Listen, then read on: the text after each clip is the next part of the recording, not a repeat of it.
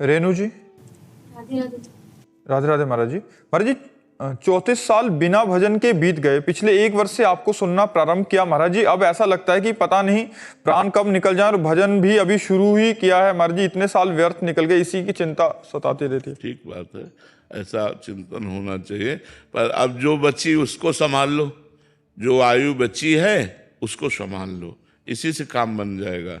अंतिम संभल जाए, फाइनल समझ जाए तो सब संभल गया। प्रारंभ मान लो बिगड़ गया, लेकिन अंतिम संभल गया तो सब संभल गया। देखो, अंतिम संभलने में जैसे नारायण का नाम अजामिल ने उच्चारण किया, बड़ा पापी था, वैश्यागमन करता था, बड़ा पवित्र था, लेकिन अंतिम समय अपने पुत्र को बुलाने के निमित्त से उसने नारायण ऐसा पुकारा, काम बन गया। भगवान के पार्षद आ गए, यमदूत की फांसी काट दी और उसको मुक्त कर दिया। तो अगर अभी उसको तो इतना ही केवल अवसर मिला एक बार नारायण उच्चारण करने का, अपने को तो बहुत बार अभी अवसर है। हम जितना जिंदा है उतना खूब राधा राधा राधा राधा राधा राधा नाम रटे, निश्चित हमारा कल्याण हो जाएगा। अब हमें चिंता नहीं करना, पश्चाताप तो होना चाहिए कि अगर हम बचपन से भजन करते होते तो कितना सुंदर होता, लेकिन हमारा जीवन व्यर्थ चला गया। पर अब जितना जीवन बचा है हम उस जीवन को भगवान को अर्पित कर दें, उस जीवन को भजन में लगा दें, यही सार्थकता है। भजन ही जीवन है। चाहे जितना बैंक बैलेंस जमा कर लो, चाहे जितना बढ़िया मकान बना लो, चाहे जितनी बढ़िया गाड़ी खरीद लो, चाहे जितने सुंदर पत्नी पुत्र पति आदि हो, मरना है यहाँ।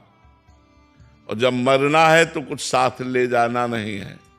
तो हम अपना काम बना लें, जैसी परिस्थिति में भगवान रखें वैसी परिस्थिति में रहे, और राधा राधा राधा राधा नाम जप करते रहें, जिससे हमारा लोक परलोक सब बन जाए। अगर इस जन्म में भजन नहीं किया तो अगला जन्म पता नहीं कौन से पशु पक्षी का हो, हमें क्या भरोसा। इसलिए खूब नाम जप करो, नाम ही तुम्हें बचाएगा। राधा राधा जितना रटो, जितनी श्वासें बची हैं उतनी श्वासें तो भगवान में लगा दो। अरुण जी, दिल्ली से।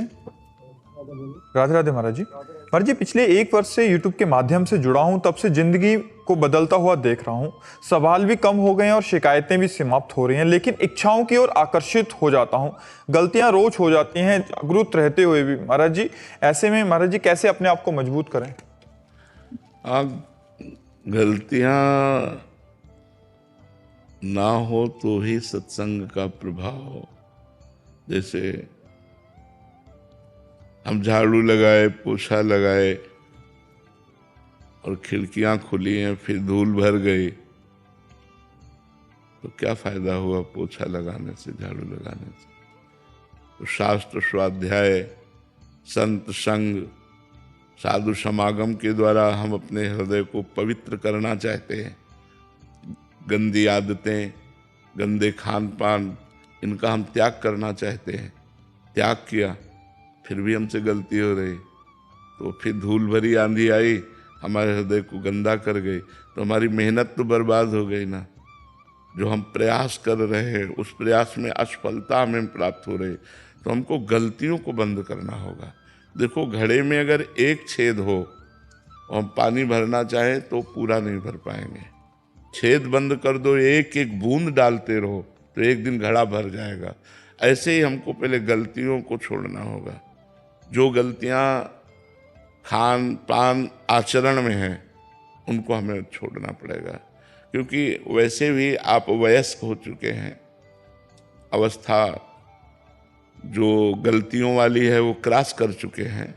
अब आपको कंट्रोल में होना चाहिए, हर इंद्री कंट्रोल में होनी चाहिए, और आप परमार्थ के पथिक बने और जीवन का परम लाभ लें। परमानंद क्या है? परमानंद क्या है? भगवदानंद। हम उधर बढ़े, आखिरकार शरीर छूट ही जाएगा। शरीर छूटने के पहले यदि आगे की व्यवस्था अच्छी नहीं की तो पछताना पड़ेगा। हम तुम सबको जाना है, जाने की तैयारी कर लो। जो पहले से तैयार न थे पछता पछता कर चले गए। रहे न रावण सम अभिमानी, हिरणाकश्यप सम वरदानी। कोई नहीं रहा, सबको काल खा गया। हमारे भी तुम्हारे जीवन को काल नष्ट कर देगा। इसलिए हमको गलतियों से बचाकर अपने जीवन को अब लो नसानी, अब ना न सही हो, हमें अच्छाई की तरफ बढ़ना चाहिए। हम गलतियों से परास्त तब होते हैं जब हम सहन नहीं कर पाते। हमारा मन बोला कि हमको अमुक चीज खानी है और वो अधर्म युक्त है, नहीं खानी, तू चाहे लाख बार कहे नहीं खानी, नहीं हमें करना। तो अगर आप दस्तखत नहीं करेंगे तो मन आपको परास्त नहीं कर सकता। अंदर ही अंदर वो इतनी व्यथा पैदा करता है हमारे अंदर कि हम सह नहीं पाते और हम उसके दस्तखत कर देते हैं, हाँ मिला देते हैं। अगर धर्मयुक्त मांग है तो हम पूरी करेंगे, और धर्मयुक्त मांग नहीं तो हम तेरी कदापि नहीं पूरी करेंगे, कुछ भी हो जाए। ऐसा हमको निश्चय रखना चाहिए। जब तक आप मन के प्रति कठोर नहीं बनेंगे तब तक गलतियों से बच नहीं सकते। हम लोग मन को बहुत दुलार करते हैं। अगर मन की गलती हम खुला लाने लगे तो अभी सुधर जाए, लेकिन हम छुपाते हैं, हम मन को सपोर्ट करते हैं। अगर मन को सही करना है तो मन की गलती को हमें चौड़े पे लाना होगा, हमें युद्ध करना होगा मन से, हमें थोड़ा हट करनी होगी मन से। जीत जाएंगे, क्योंकि वो आपके पावर से ही पावरवान है। खास बात यह है, उसका कोई बल नहीं है, वो आपके ही बल से बलवान है। आपने ना और हट कर लिया ना, तो उसको ना में रुकना पड़ेगा। और जहां आपने कहा ना और उसने 100 बार आपको प्रेरित किया हाँ बोलो ना, तो आपको लगता है यार इस अशांति से तो अच्छा है भोग ले, इस जलन से तो अच्छा है यार खा ले, इस जलन से तो चलो यार पी लेते हैं। बस यही कमजोरी हमको नरकगामी बना देती है, यही कमजोरी हमको परास्त कर देती है, और जो मनुष्य जीवन का परम लाभ भगवान की प्राप्ति है उससे हम वंचित रह जाते हैं। हमें थोड़ा कठोर बनना होगा अपने मन के प्रति। अपने मन के प्रति क्षमाशील नहीं होना है, दूसरे के प्रति क्षमाशील होना है, अपने मन को दंड देना है। 3 दिन भोजन बंद, उसी को तो दंड मिल रहा है। हम तो अविनाशी के बच्चा हैं, अविनाशी स्वरूप है।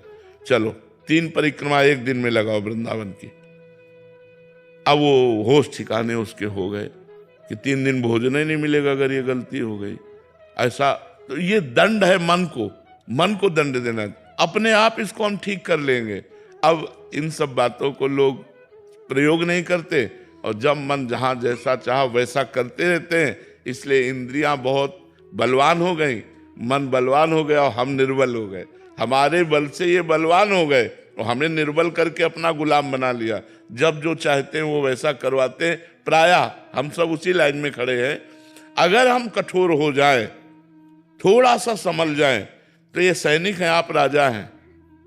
आप जैसा चाहो वैसा इनको घुटने पे ला सकते हो, लेकिन आज वो सैनिक होते हुए भी वो हमको घुटने पे खड़े किए हैं।